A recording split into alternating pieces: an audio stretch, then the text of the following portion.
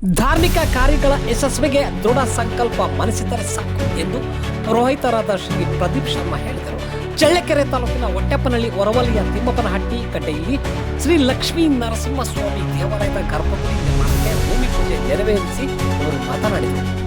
ಪಟಾಬಯಲಲ್ಲಿ ಕಾಣಿಸಿಕೊಂಡಿರುವ ಲಕ್ಷ್ಮೀ ನರಸಿಂಹಸ್ವಾಮಿ ಕುರುಹಗಳ ಶಿಲಾಮೂರ್ತಿಗಳ ಶಕ್ತಿ ರೂಪವಾಗಿವೆ. ಇಲ್ಲಿ ಭಕ್ತಿ ಕೇಂದ್ರವಾಗಿಸಿಕೊಳ್ಳುವ ಪೂಜ್ಯ ಸ್ಥಳವಾಗಿದೆ. ಕ್ರಮೇಣ ಭಕ್ತರು ಸಂಗಮವಾಗಲಿದೆ. ದೈವ ನಂಬಿಕೆ ಸಂಕಲ್ಪದಲ್ಲಿ ಆರಂಭಿಸಿರುವ ಗರ್ಭಗುಡಿ ಸೇರಿ ಸ್ವಾಮಿಗೆ ದೇವಾಲಯ ಕಟ್ಟಿಕೊಡುವ ಭಕ್ತರ ನೆರವು ಭರವಸೆಯಾಗಲಿದೆ ಎಂದರು. 15 ವರ್ಷಗಳ ಹಿಂದೆ ಕಾಣಿಸಿಕೊಂಡ ಶ್ರೀ ಲಕ್ಷ್ಮೀ ನರಸಿಂಹಸ್ವಾಮಿ ಶಿಲಾಮೂರ್ತಿಗಳಿಗೆ ನಿರಂತರವಾಗಿ ಪೂಜಾ ಕಾರ್ಯ ಮಾಡಿದ್ದೇವೆ. ಇಲ್ಲಿಗೆ ಬರುವ ಭಕ್ತರಿಗೆ ಇಷ್ಟಾರ್ಥ ನೆರವೇರುತ್ತಿರುವ ಕಾರಣ ಯಾವುದೇ ವ್ಯವಸ್ಥೆ ಇಲ್ಲದ ಮಠ ಬಯಲಾಗಿರುವ ಸ್ವಾಮಿಯ ಸ್ಥಳಕ್ಕೆ ಬಹು ದೂರದ ಊರುಗಳಿಂದ ಭಕ್ತರು ಆಗಮಿಸುತ್ತಾರೆ. ಸ್ವಾಮಿಗೆ ಒಂದು ನೆಲೆ ಮಾಡಲು ಗರ್ಭಗುಡಿ ಕಾರ್ಯ ಆರಂಭ ಮಾಡಲಾಗಿದೆ.